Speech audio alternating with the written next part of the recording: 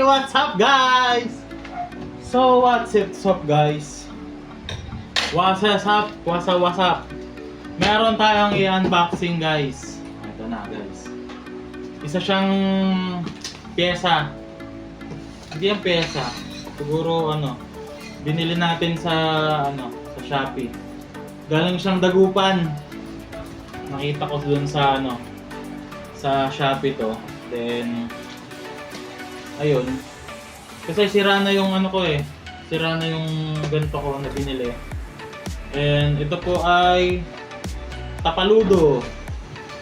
Tapaludo sa harap ng TMX Supremo. And unbox natin siya. Pwede din nating gamitin to if ever na sira yung item natin. Pwede nating isauli. Meron tayong proof. So ayun. Simulan na natin guys. So nabili ko pala siya ng 890 pesos.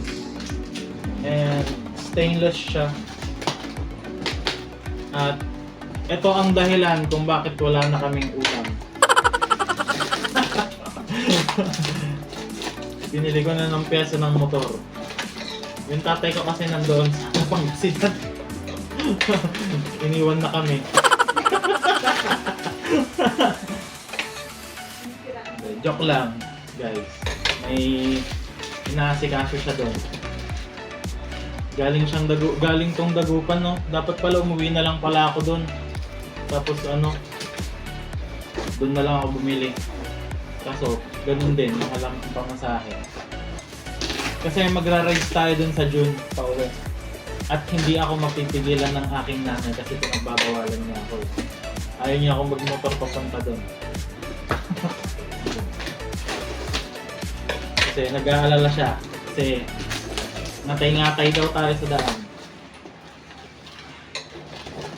Pero ito, parang ang laki ng niya, box.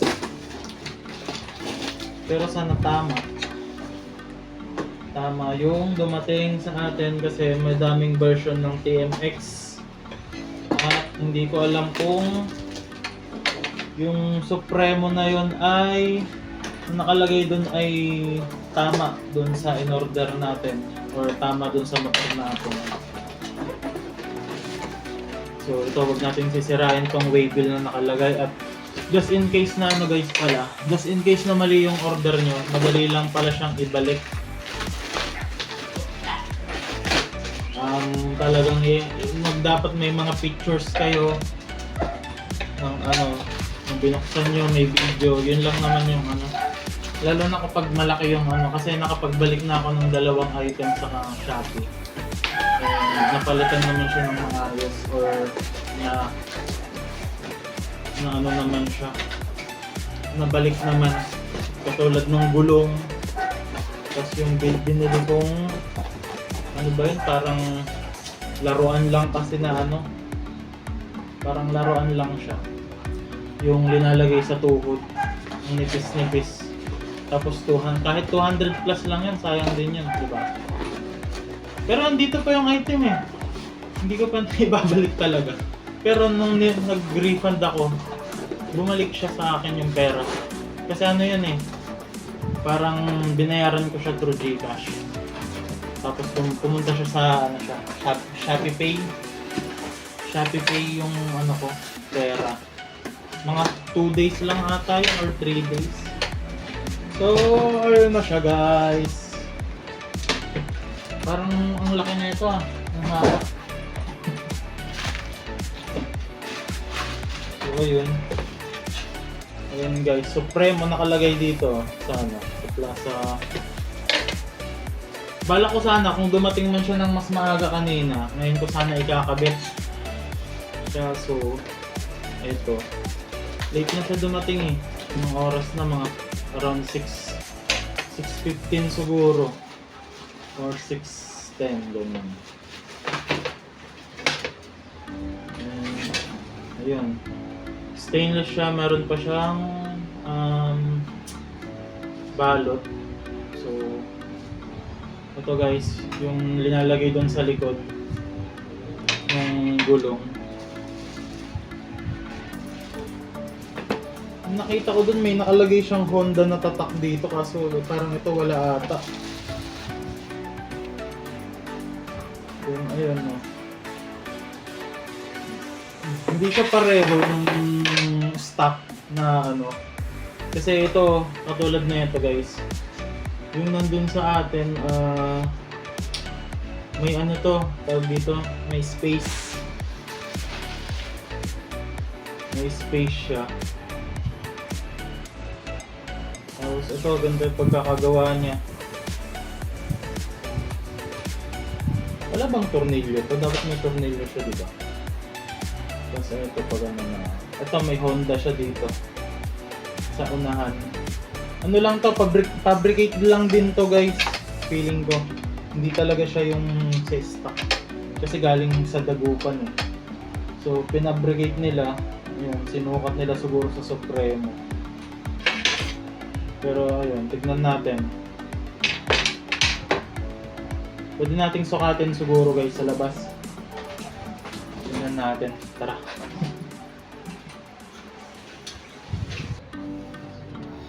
Eto. Guys, oh. Dito natin siya ikakabit. So, ayun. Feeling ko sukat naman siya. Ayan. Feeling ko sukat naman. Dito.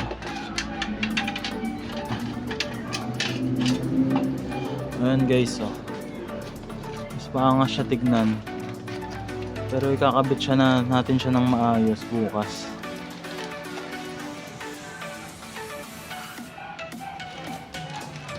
Pag-uwi na lang siguro natin. Siguro bibidyohan na lang din natin bukas kung paano natin siya ikakabit. Ayan, ayan. Yan nga pala yung motor natin. No?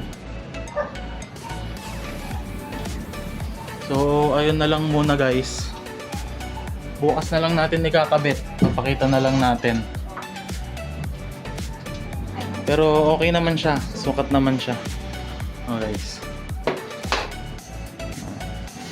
Papakita natin bukas yung pagkakabit. Bibidyohan natin habang kinakabit. Para may idea tayo. May idea kayo kung paano ko siya kakabit. So ayun guys, bye bye. The next day. Kakabitan natin yung tapaludo guys. Let's go.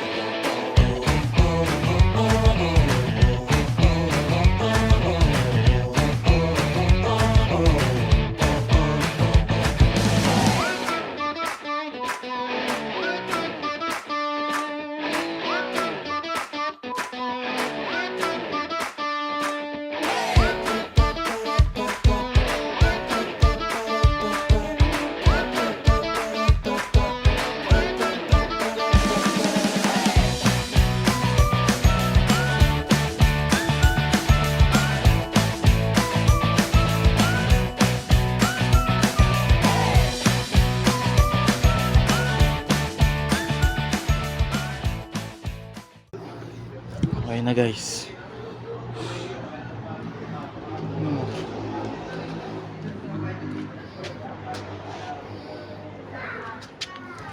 Ulit din natin sa wakas.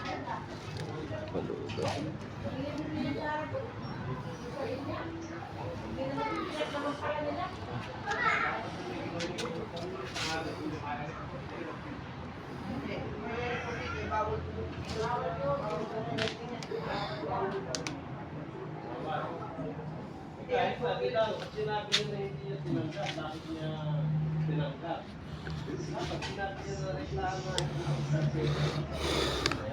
Yun lang guys. Bye bye. Nakabit na natin. Let's go.